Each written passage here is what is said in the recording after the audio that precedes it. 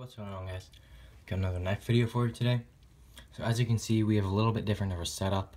This is just kind of a press for time video, but I'm gonna crank it out. Today is the last day of the month, and that month is the last month of the year. So happy New Year's Eve to everyone out there, or New Year's Day for some of you guys who are gonna be watching this a day late. So, this would be the normal time of the month where I do my EDC update.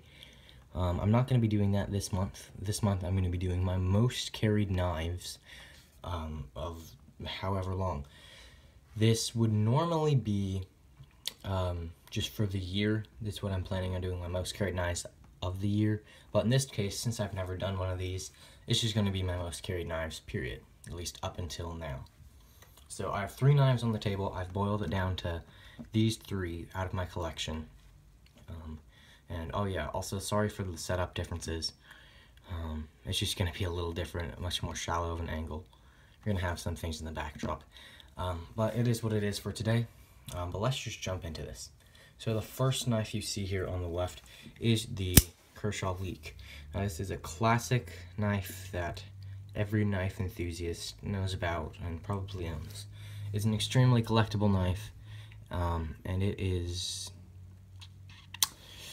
a great knife. What can I say about this that hasn't been said? It's probably one of the most reviewed knives on YouTube. But it's a great knife. This is one of my most carried blades. This is just an all satin version. This comes in tons of versions. This one, except for their carbon fiber version that have been like limited edition runs in certain places, this one might be my favorite just because it's just plain basic. I like this knife, I like this knife in all satin, even though I don't like most knives in satin. As you can see, I'm more of a traditional black and silver look for my knives. But this is the Kershaw Leek. Now, I'll get to when I've been carrying this and stuff in a minute after I go over both the knives, basically. This is the smallest blade on the table, but it's still not a small blade. But it's just a great knife. The next knife is another knife that everybody knows who likes knives. This is the Benchmade 940-2. Oh, let me wipe down the blade. I don't think that helped much, but no, it didn't help at all. So, the Benchmade 940-2, or really any 940 for that case, is extremely classic. Everybody knows it. It's just an incredible knife. It has G10 scales. The normal 940 has aluminum scales, and it's not a flow-through design. That's the word I'm looking for. It just has a complete backing, no barrel spacers. The 940-1 has a different steel. I believe, I'm not quite sure on the steel. It's not S30V like this one. It's not S9, maybe it's S90V. I'm not entirely sure. But it's some upgraded steel, and then carbon fiber scales instead of G10. So just a really great knife. Once again, everyone knows it. Just an incredible blade.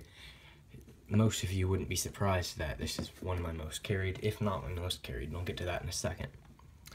And I'm sure it's a lot of you guys' just most carried. Last, this is still a fairly popular knife, but I'm guessing less of you know it. This is the Gerber Easy Out. Now, as you can see, this knife is a little used. It is completely scratched. Chips in the edges, pretty major chips, like you can see there. Still has its tip. I'm impressed with that for what this knife has been through.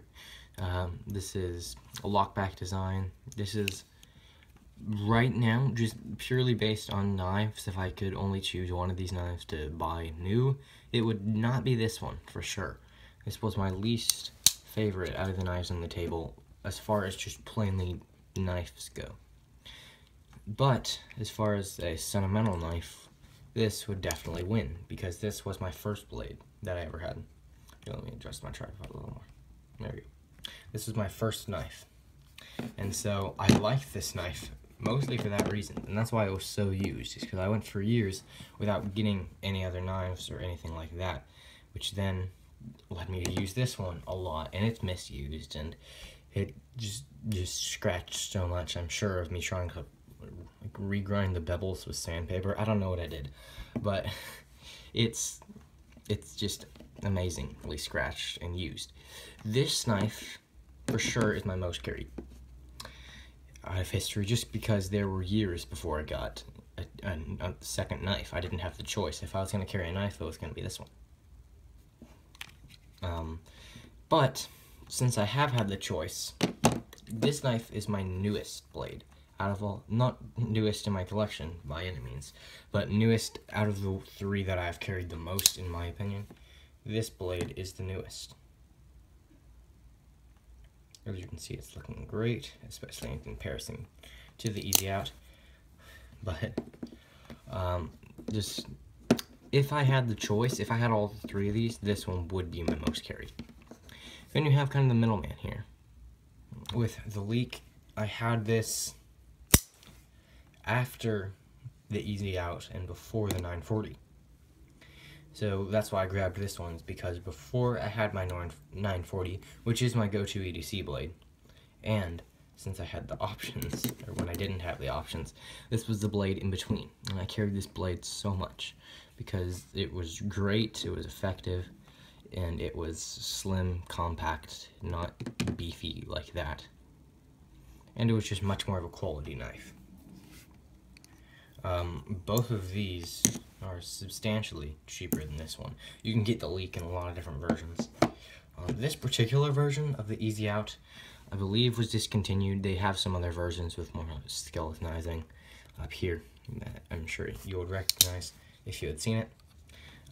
But I believe this costed around $40, so not too expensive at all by any means compared to some of the other knives, especially, for example, a Benchmade. This particular Leek, I believe, costed around like $42, $45.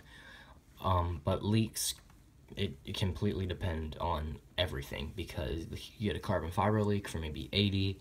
There are some versions that, if you're getting them on the secondary market, like if it was a limited edition Leek, those can go up a lot in price. I believe carbon fiber Leeks were $80, but I'm honestly not sure. It's been a while since I've seen one. They could have been $120, they could have been $60, I'm not sure. But there have been other versions that have been different prices. But the more base model Leeks, I'd say, are around $40. And then you have a blade in here, which is around $200. And I believe this particular version of the 940 I got for $180. But I believe it retails for $180 to $200 right now. And then if you get an upgraded version, like I mentioned earlier, the 940-1, then that's like $260. So just, if I had the choice, like I said earlier, this would be my most carried. Because I didn't have the choice, it was this one. And in between that, it'd be this. So if I was going to line these up in most carried to carried, it would just be in the line of how long I've had them. Purely for the reason that I didn't have them long enough. When I do this next year, it won't be which knives I've carried most in my lifetime. It will be which knives I've chosen to carry, even if just I got one of them very recently. Once again, this would still be my most carried if I have the choice, but these were my top 3 most carried just of ever, I guess, but this was 2017. So to everyone out there who's watching this, that'd be really cool if you guys want to post your 3 most carried or just your single most carried knife in the comments. I'd love to hear about it. And to everyone else, Happy New Year, and I'll see you guys next year on my channel. Peace.